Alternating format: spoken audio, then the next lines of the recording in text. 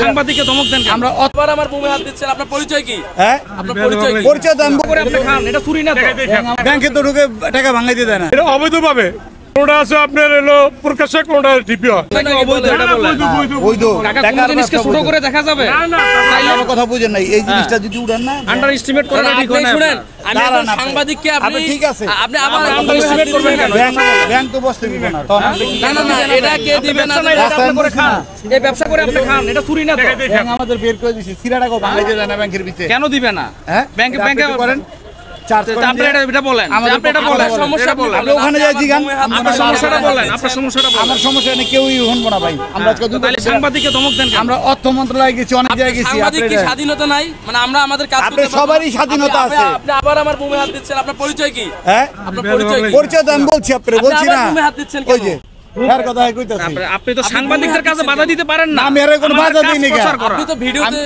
আমি আরে কোনো বাধাই দেই নাই আমি কইছি উড়েন না ভাই আমি আপনাকে কেন আপনি কেন আমাকে বলবেন এটা তো আমার কাজ করতেছি আমি আপনি অবৈধ কাজ তাও আমি করতে পারবো ছবি নিতে পারবো এটা আমার কাজ ইটস মাই ডিউটি করেন ডিউটি করেন তা আপনি কেন আপনি এভাবে ঠেট দিচ্ছেন আপনি কই থ্রেড দিলেন আপনি তো ওই ছবি তুলছেন কেন এটা উড়ে কি করবেন আরে ভাই উড়ে আমগো কি হইব এমন আরে আপনার কি হবে না হবে আমার তো কাজ হচ্ছে ভাই আমি গিয়েছিলাম সেবারে আমি কথা বলে এসেছি বলছেন তো আমাদের দুঃখের কথাটা বলছেন আপনি হ্যাঁ অবশ্যই বলছি আপনার কি দুঃখ বলেন আপনি কি টাকা ব্যাংকে তো ঢুকে টাকা ভাঙাইতে দেয় না তাহলে টাকা পাচ্ছেন কোথা থেকে আপনারা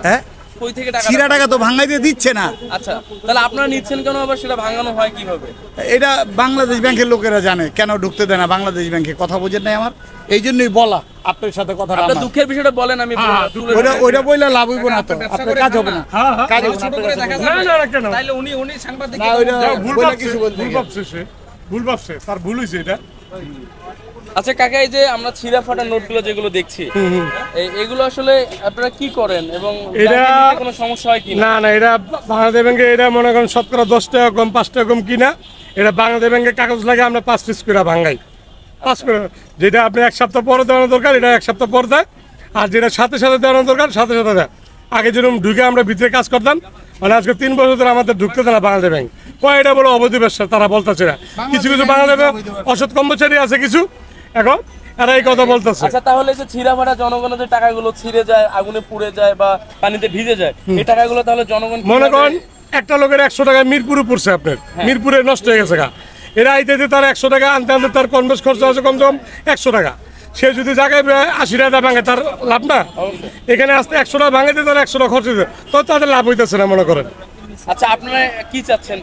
আমরা চাচ্ছি যে আমাদের স্বাভাবিকভাবে স্বাধীন দেশের নাগরিক আমরা আমাদের যে অধিকার 10টা লোকের যে অধিকার আছে একটা নিজের ব্যাপার আছে ডাইল ভাত আমরা পড়ালেখা শিখি নাই মূর্খ মানুষ আমরা দীর্ঘদিন আজকে 40-50 বছর ধরে খাইতেছি কইরা এই জোন থেকে বুড়ে গেলাম আমরা এই পর্যন্ত আচ্ছা আরেকটা বিষয় হচ্ছে যে নতুন টাকা যে আপনারা 10 টাকা 5 টাকা 100 টাকার নোটগুলো বিক্রি করেন এটা আসলে কিভাবে কিনা বেচা হয় এটা কিনে বেচা হলো আপনার বিভিন্ন সিডিল ব্যাংক আছে না লোকাল ব্যাংকে কিছু কিছু লোক আছে আমগো মহাজন এরা কিনে না আমাদের দেয় আইনা দিলে তারা পয়সা দিয়ে কিনে আনে বেশি দেয় না আমাদের কাছে বেচে আচ্ছা ব্যাংকে এই টাকার নতুন টাকাগুলো বিক্রি করে এরা বাংলাদেশ ব্যাংক অন্যান্য লোকাল ব্যাংকে দিয়ে দিতেছে লোকাল ব্যাংক বিক্রি করে বাংলাদেশ ব্যাংক কখনো বিক্রি করে না টাকা ব্যাংক কি টাকা বেচা কিনা করে এটা অবৈধভাবে আচ্ছা মানে কোনটা আছে আপনার হলো প্রকাশ্যে কোনটা টিপি হয়